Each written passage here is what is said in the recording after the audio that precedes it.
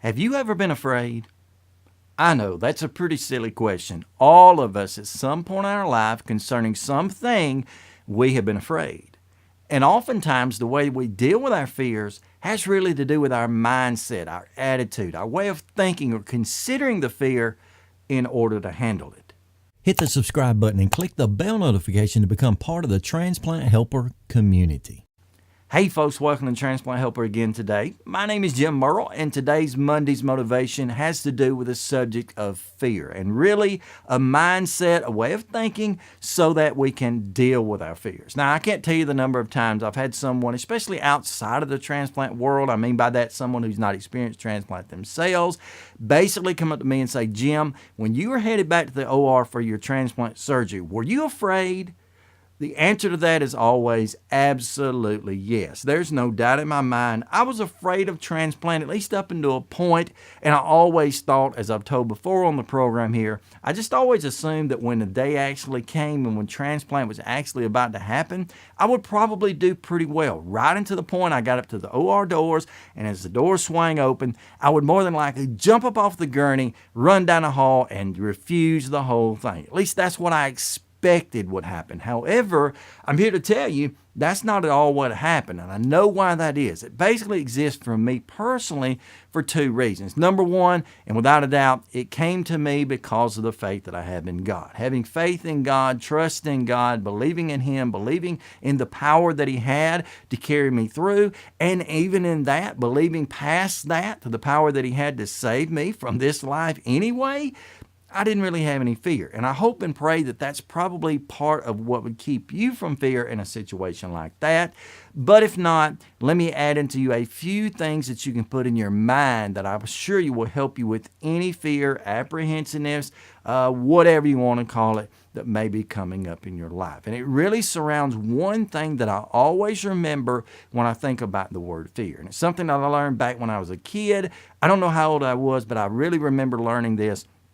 And I know that it has helped me since that time. And it basically takes the word fear, F-E-A-R, and puts it up and down wise and makes what's known as an acrostic. Now, an acrostic is really just a memory tool, a learning tool, something that helps us understand something else just by putting the letters of the word that's involved along with something that goes beside that. That might be a full word for each letter. That might be a sentence, whatever.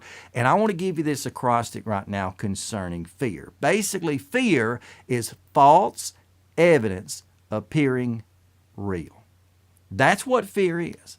Fear in every situation has to do with false evidence appearing real. And so the way that I have discovered to really face my fears in life, and there's still many of those, but the way I have discovered to face my fears in life is by being sure that whatever it is that I face, whatever it is that may cause fear in the future, is something that I understand. And so really a whole part of this program here, the Transplant Helper, and especially the education side. Remember, that comes right between advocating, educating in the middle, and motivating. Really a whole part of this video series and about what I intend to do for you is to teach you, to educate you so that the false evidence that's out there doesn't affect you. And you know the facts about transplant. You know the facts about any given subject so that when you face that, you can face it with an understanding, with a knowledge and a wisdom that you can apply to help you to be afraid. And the way that really plays out, I can remember pre-transplant,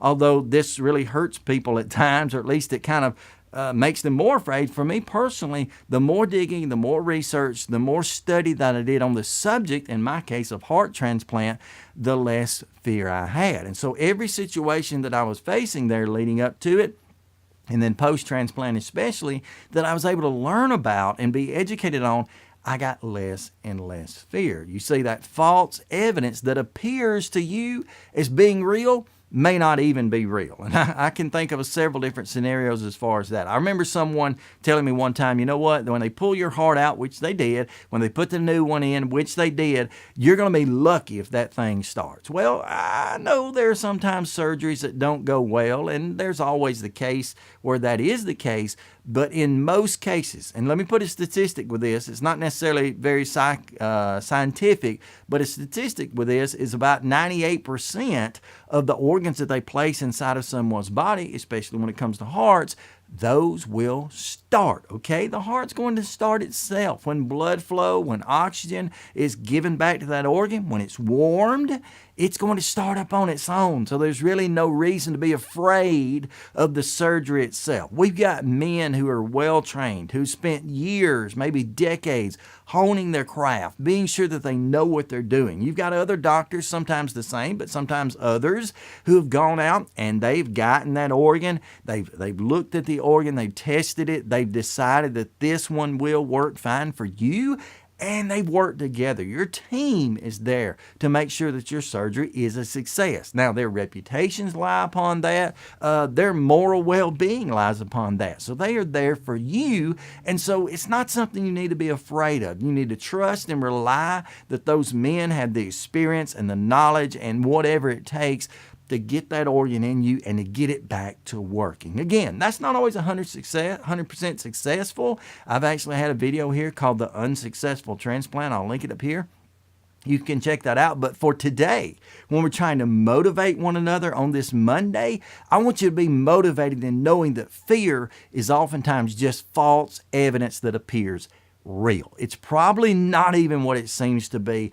And therefore, one of my guards that I can put up to keep fear at bay is simply to say, you know what I'm thinking right now? That's probably not even the case. So get the facts, get your evidence, build your case, and convince yourself that fear is not going to overcome you. Thank you so much for joining me today, and please stay stronger, friends.